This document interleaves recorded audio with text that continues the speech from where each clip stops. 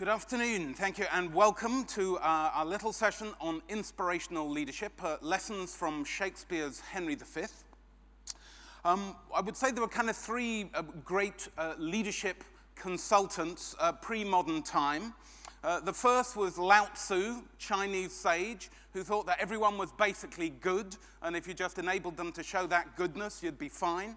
The second was Machiavelli, who thought that everyone was innately bad, and if you just got on with it, you were probably going to be fine. And the third was Shakespeare, who believed that human beings, of course, are both good and bad, and that as human beings, we have to work with the complexity of human nature.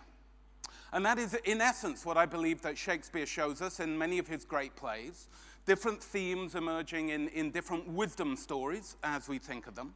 And the one that we're going to be working with for this brief time today is Henry V, which is the one, I believe, which is the one to do with inspiration.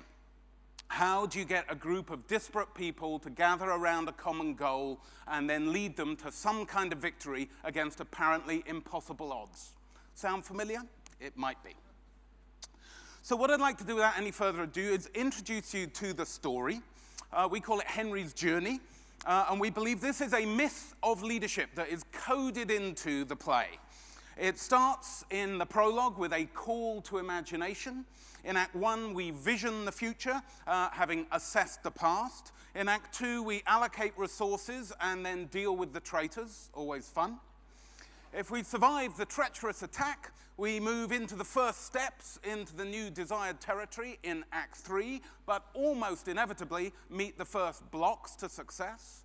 Have to change behavior, almost certainly, tactics probably, strategy possibly, in order to overcome those first blocks to success. But if it's a meaningful initiative, if it's a big, important project we're engaged in, that will not be the end of the trouble. We will almost certainly hit a crisis, which we cheerfully call the long, dark night of the soul.